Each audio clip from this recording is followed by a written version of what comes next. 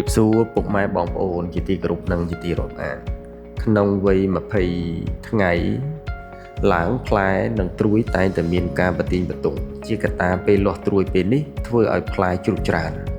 អញ្ចឹងមហាសាលសូមណែនាំឈុតកំទេចត្រួយដែលជាឈុតចម្បងរូបមន្តច្បាស់លាស់មានប្រសិទ្ធភាពធ្វើឲ្យត្រួយជ្រុះលឿនកាត់បន្ថយក្នុងការជំរុះក្តឹបក្នុងវគ្គដែល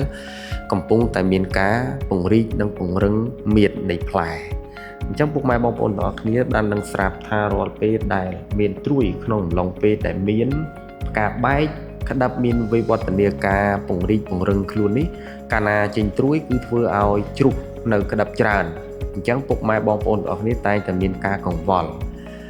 អញ្ចឹងចាប់ពីពេលនេះទៅពុកម៉ែបងប្អូនក៏មានការភ័យព្រួយ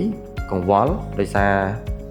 មហាសាលបានរៀបជាឈុតសម្រាប់ជួយកំទេចត្រួយពង្រឹងផ្លែការពារក្តឹបធ្វើឲ្យផ្លែឆាប់ធំកាត់បន្ថយជំរុះពីព្រោះរាល់ពេលដែលមានការហើបត្រួយបែបនេះអាស៊ូតវានឹងឡើងខ្ពស់កាលណាអាស៊ូតឡើងខ្ពស់ធ្វើឲ្យត្រួយនឹងមានវិវត្តបានលឿនអញ្ចឹងពុកម៉ែបងប្អូនតែមានការព្រួយបារម្ភអញ្ចឹងនេះគឺជាឈុតកំទេចត្រួយជួយក្នុងពេលដែលមានអាសន្នក្នុងអំឡុងពេលដែលលាស់ត្រួយខ្លាំងអរគុណ